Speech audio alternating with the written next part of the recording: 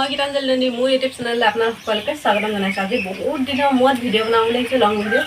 যিহেতুকে আজি ঘৰত হাঁহ এটা খাম হা। এইফালে মই আকৌ পাত লেৰেলাবলৈ আহিছোঁ, দেখিছোঁ নাই? আৰু মুখখন চাই হেৰি নকৰিব, বেমাৰী মানুহ মুখৰ গতি এনেকুৱাই হ'ব। আৰু ৰাতিপুৱাতে মই ক্ৰীম নঘঁহোঁ বাৰু। যি কি নহওক এইফালে পানী গৰম কৰি কৰি কৰি পানী দেখিছেনে নাইকিয়াই হ'লগৈ, আকৌ পানী ভাজিব লাগিব বাৰু। যি কি নহওক একো নহয়। আচৰিত কথা কি জানেনে? যিটো হাঁহটো বান্ধি থৈছোঁ বুলি থৈছে, কিন্তু বেলেগ হাঁহৰ লগত টিক টিককৈ দৌৰি পলাইছে। ভাগ্য ভাল দেখি পালোঁ, নহ'লে আজি হাঁহ খোৱা বন্ধই হ'লহেঁতেন।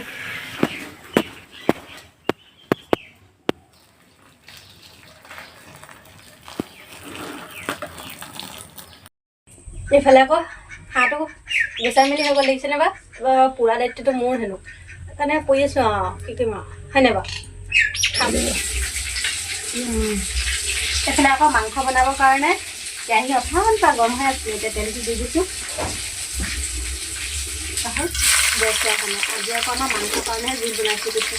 মাংস জুইত বনালে সোৱাদটোৱে বেলেগ নহয় জানো? দি দিছোঁ পিঁয়াজ। আপোনালোকক ক'বলৈ পাহৰিলোঁ যে মই মাংসখিনি অথনিতে মছলা, পিঁয়াজ, আদা নহৰু অলপ দি পিনে মঠি থৈছিলোঁ। মঠি থৈছিলোঁ মানে অকণমান ঢাকি থৈ দিলোঁ, তেতিয়া অলপ যে ঢাকি থ'লে ইয়াৰ মছলাটো ইয়াত সোমাই যাব মাংস। তাৰপিছত নহৰু আদা মই পিচি থৈছিলোঁ।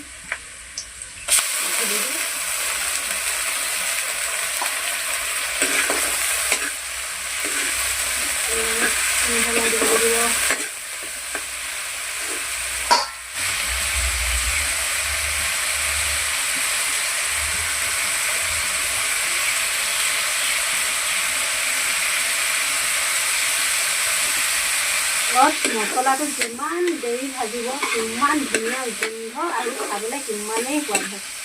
ইয়াত আদা নহৰু নহ'লে যদি গোন্ধটো কেঁচা হৈ থাকে খাবলৈও ভাল নালাগে। হালধি তেলটো যিহেতুকে এৰিছে, মই মাংসখিনি আহি দিওঁ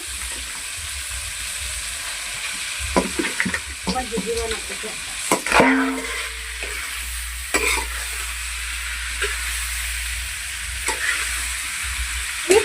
ঢাকি থ'ম, অকণমান ভিজিব দিম। আৰু হাঁহ মাংস যিমানেই ভাজিব সিমানেই আপোনাৰ কোলা হৈ গৈ থাকিব। এতিয়া আমাৰ অলপ দিব। এতিয়া আমাৰ চব্জিখিনি দি দিছোঁ।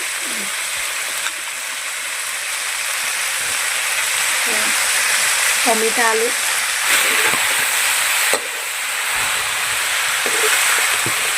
মগটো অথনি হেৰি কৰোঁতে দিছিলোঁ, তথাপিতো এতিয়া অকণমান দি দিছোঁ। যে মাংসত পানী দি দিলোঁ, এতিয়া ধুনীয়াকৈ উতলাই আছোঁ।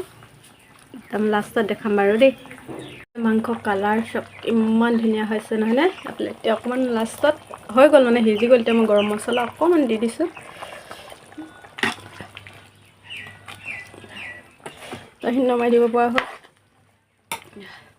ইফালে ফাইনেলি মাংস আঞ্জাখিনি চব দেখিছেনে? ইমান ধুনীয়া লাগিছে কালাৰটো চব। তেল বহুত ওলালে দেই। আজি এনেকৈ খাই লওঁ আৰু দেই। বাকী আজি ভিডিঅ'টো ইমানেই। যদি ভিডিঅ'টো ভাল লাগিছে নেক্সট ভিডিঅ'ৰ কাৰণে অপেক্ষা কৰিব। আজিলৈ আহিছোঁ, বাই বাই।